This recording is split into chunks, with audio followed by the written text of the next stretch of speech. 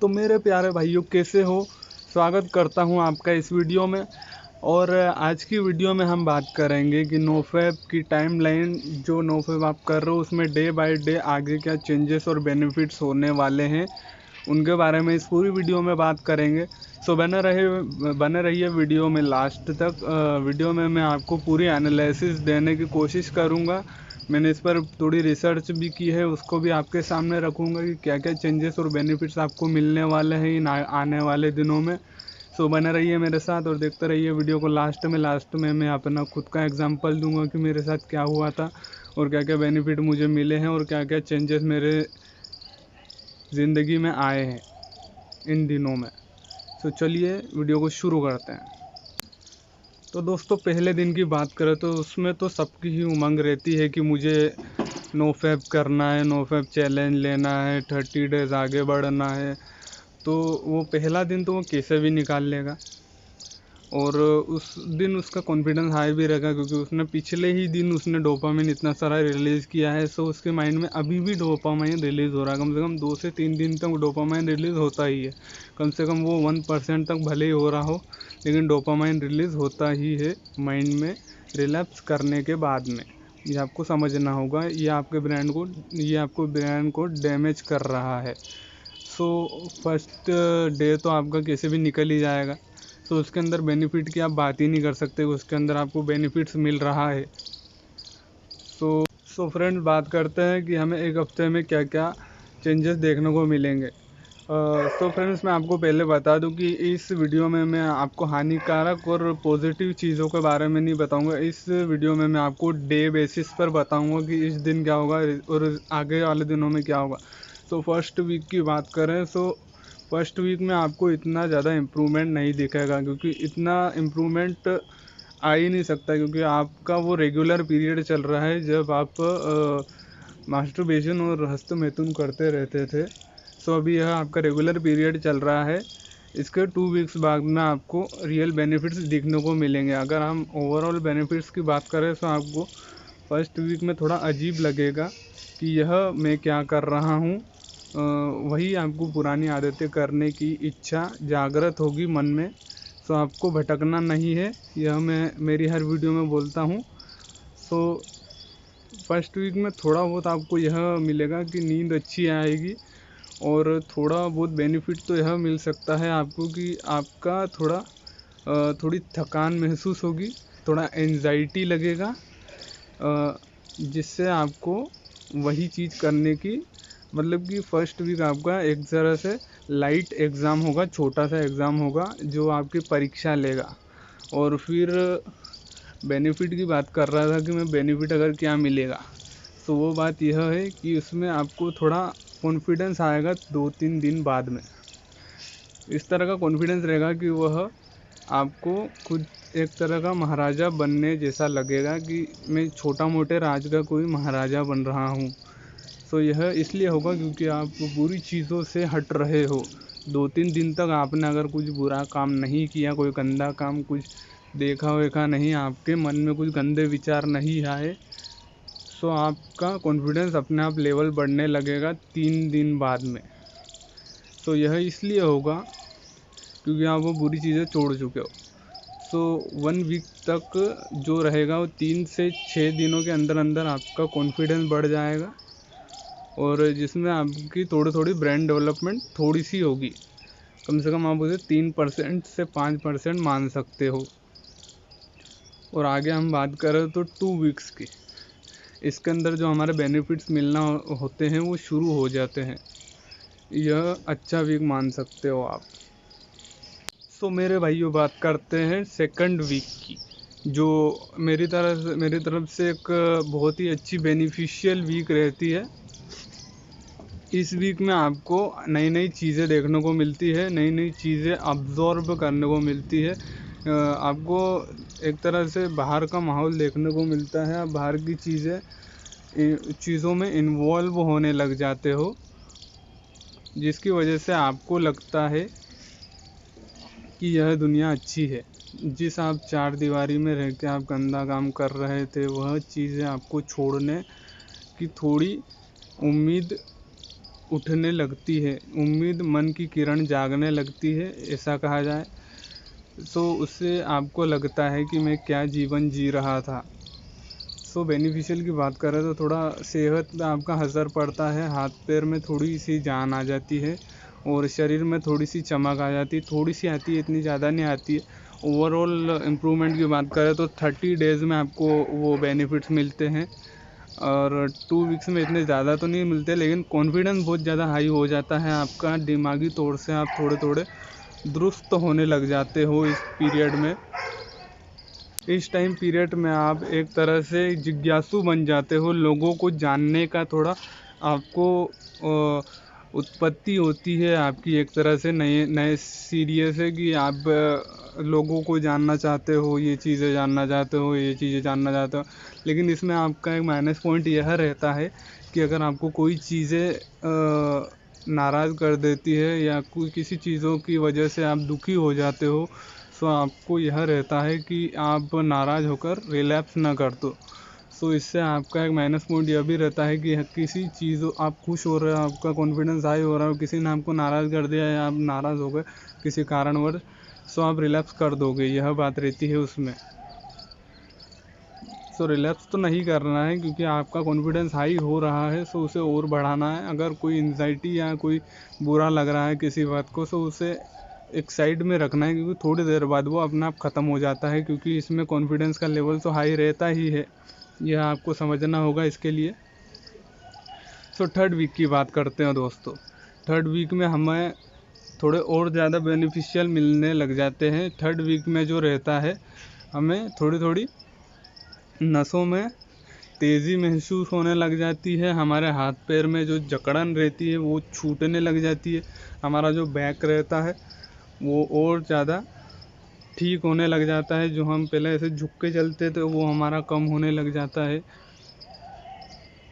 Overall बात करें तो 3rd वीक में जो आपके बाल रहते हैं, बाल वो थोड़े और ज़्यादा सिल्की होने लग जाते हैं और आँखों में थोड़ी चमक बढ़ जाती है और स्किन स्मूथनेस भी बढ़ जाती है। और 3rd वीक में अगर जो बड़ी बात करूँ मैं आपको, जो आपके शरीर में आपको मिल रही है, वह यह है कि आपके सोचने की क्षमता बढ़ जाती है। Sorry for dispelling.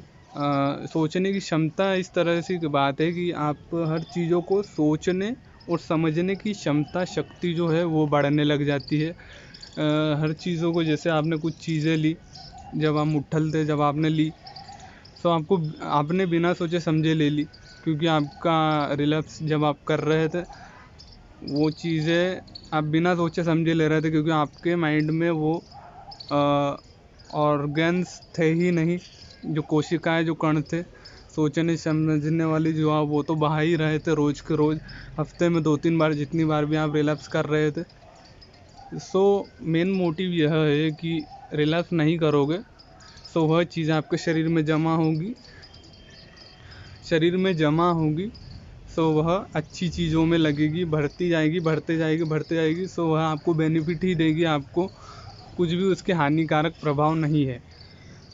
सोचने की क्षमता, और जब आप पहले करते थे तो ये होता था, मैंने ये बता दिया, अब करोगे तो क्या होगा।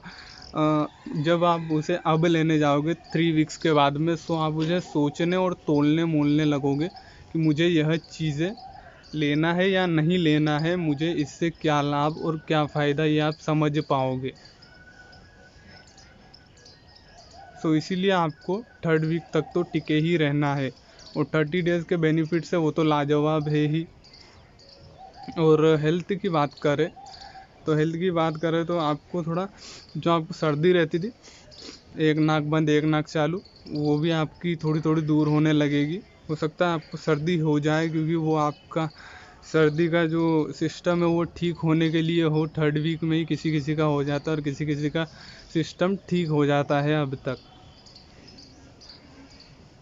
और एक और बात करें तो 3rd वीक तक आप जिम या वॉकिंग शुरू कर सकते हो, क्योंकि 3rd वीक में भी एक माइनस पॉइंट रहता है कि लोग रिलैप्स इसमें भी कर देते हैं, क्योंकि उनके शरीर में जिम विम शरीर की जो शक्ति रहती है उसे सर्कुलेट नहीं कर पाते हैं, तो शरीर की शक्ति बाहर निकलने को करती है, जैसे कि मर्दानगी आती है उनकी, सो वह रिलैप्स कर देते हैं। उनको लगता है कि ज़्यादा ही उत्तेजना हो रही है, सो वो रिलैप्स कर देते हैं। ये नहीं करना है।